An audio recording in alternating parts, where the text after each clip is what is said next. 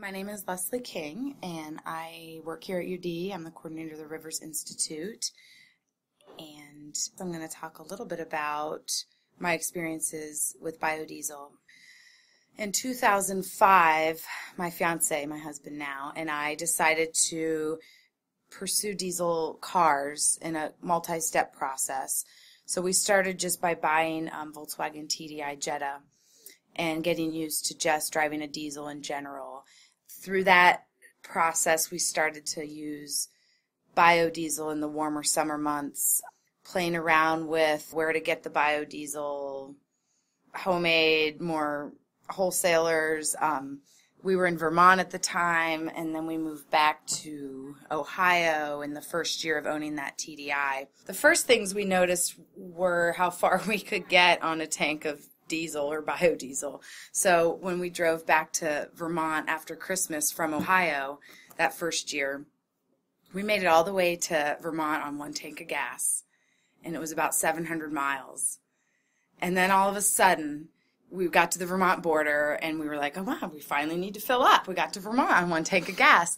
So we ended up filling up in this really remote rural gas station. Well, the next day, our car didn't start. So lesson one with diesels. The minute you get the slightest bit of water in that tank, it freezes your fuel line. So it's just the troubleshooting started right off the bat. Instantaneously, we're troubleshooting diesels.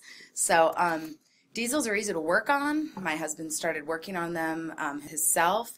Our goal was to run on biodiesel for a couple years and then consider whether we wanted to continue to purchase biodiesel, if we wanted to start making it ourselves, or whether we wanted to equip the car with a actual vegetable oil conversion tank in the trunk. We got really lucky because when we moved back here to Dayton, we found Jetro Diesel out in Miamisburg, who actually travels around the country picking up vegetable oil and bringing it back to Miamisburg and making mass quantities of biodiesel and selling to large enterprises and organizations, whether it be school systems, buses, public transportation. Tours come through. I mean, Dave Matthews comes through and buys biodiesel from him. Willie Nelson buys biodiesel from him when they come through. So, I mean, he's a spot on the map. And if you think about it, Miamisburg's right, we're kind of 75 and 70 cross. So anyone who's into that stuff is going to find them. I will say, too, though, that, KU's vegetable oil is picked up from someone locally, and it could even be Jetro Diesel, I'm not sure. And that vegetable oil here from campus, the used oil, is put towards biofuels locally. So then we ran into trouble in his permitting process. He ran into permitting issues with individuals coming and filling their tanks up on site. And they took his meter away. So then it just became hard to fill up. We ended up buying 350-gallon barrels and actually creating kind of a storage tank in our garage for about 3 years. We had a friend who had a fuel tank, and he was able to bring us the diesel. So we pick up 150 gallons in late spring when the weather got warmer, and we'd pretty much run all summer on those 350-gallon tanks and not have to fill them back up again. So, as long as we weren't doing big road trips. But the harder it became to get the fuel from Jetro Diesel in this past year, the harder it became for us to kind of stick with the program.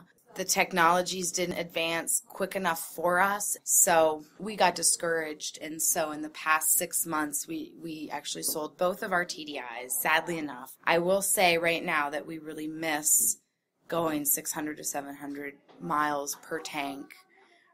It is a little extra money to fill up with biodiesel. Biodiesel from Jetro Diesel was about 50 cents cheaper a gallon than regular diesel at the pump.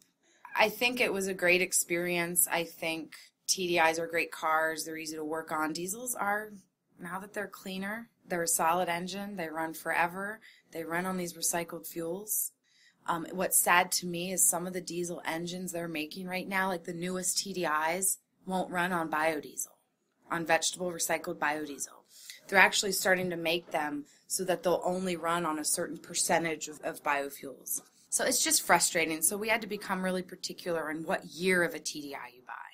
So it's just unfortunate that the industry as a whole doesn't have like a clean, comprehensive way to promote green transportation and driving on a personal level. So TDIs are more expensive than regular Volkswagens. So it's a more expensive engine. It runs longer. There's less of them out there, so the demand's high. So there's reasons it's priced higher.